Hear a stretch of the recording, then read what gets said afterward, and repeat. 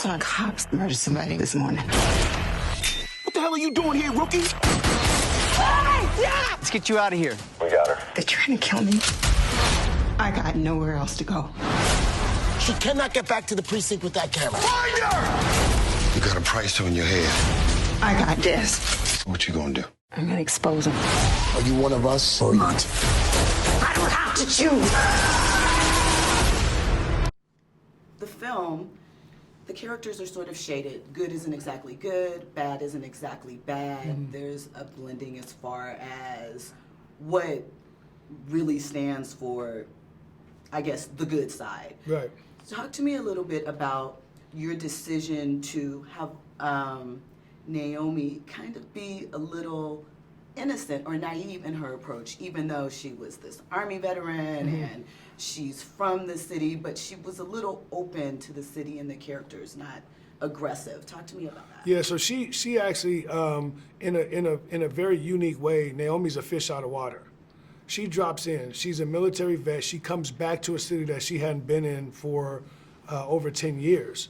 So when she gets back into New Orleans, she still does not know how to be a police officer.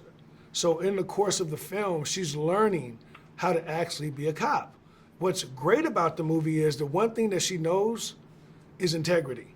So what happens is in this movie, in the beginning, nuances of what it is she's trying to learn. The opening frame of the film, when she gets into the bar fight and she realizes, oh man, I could have made a mistake here, she learns, right? But integrity is priceless. And the reality is she actually sees something and she wants to say something. She does not want to conform with what's going on in America today, what's going on in the movie. And for that, she goes on the run. And she runs into Tyrese, whose character's name is Mouse, and that character is absolutely insane. I love the Mouse character based on the fact that he represents everything in the culture. He doesn't want to get involved with anything blue, right? And there is where the movie actually takes off, and integrity and being human actually wins the day.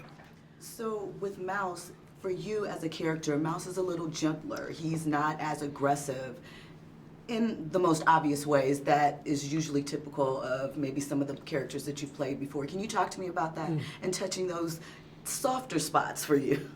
Well, yeah, I mean, that was Deon.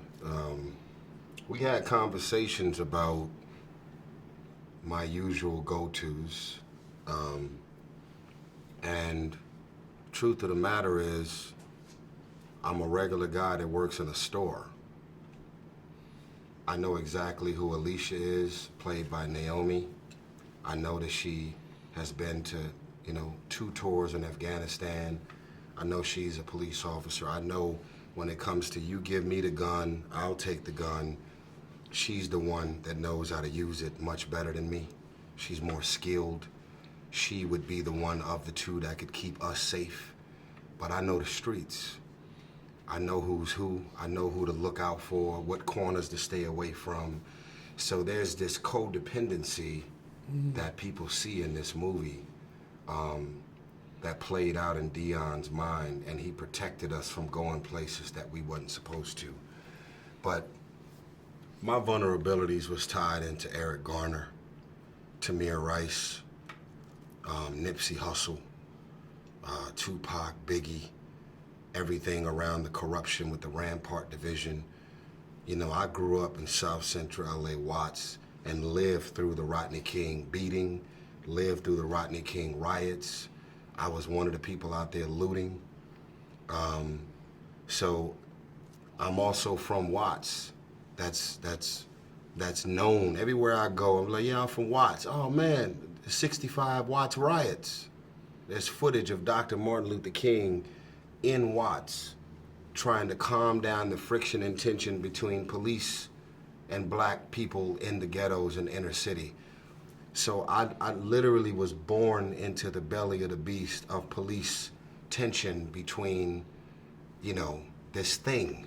And so it's one thing to give a speech, it's another thing to be out there with picket signs and you will not divide us, and it's another thing to put it in a movie. So I know I'm carrying the torch of something that's going to give people that are not from this city, not from the hood, not from the ghettos, that are not black, a front row seat at what we live and experience every day, and give them permission to care. My last question Sorry, is, we're out of time. okay, thank you. What was your last question going to be? My last question was about the art in the movie. I feel like New Orleans plays another character, and the murals were very impactful in how you used them. We're going to give you that. Yeah, let me Have give a you this real seat, fast. please. That art that's in the art that's in the movie Black and Blue is by an artist named B. Mike, who's one of the most prolific New Orleans artists that we've seen. All of the artwork that you see in the Kingston Manor on the buildings, the Open Your Eyes, all these moments were created by this artist. And the reason that we wanted to use that is because we wanted New Orleans to actually be a character in the film. And such a beautiful city, but all of that art represents pain and people wanting to say something during a time post-Katrina. And we were just happy, and I was happy walking the streets to find some of those moments to actually highlight, like when she goes over the bridge, you know what I mean, and seeing it's broad as day, like Open Your Eyes, it's right in front of you, like, you know what I mean, corruption. And anyways, thank you for that. Thank you so Yes. much. I appreciate Yeah. it, and thank you.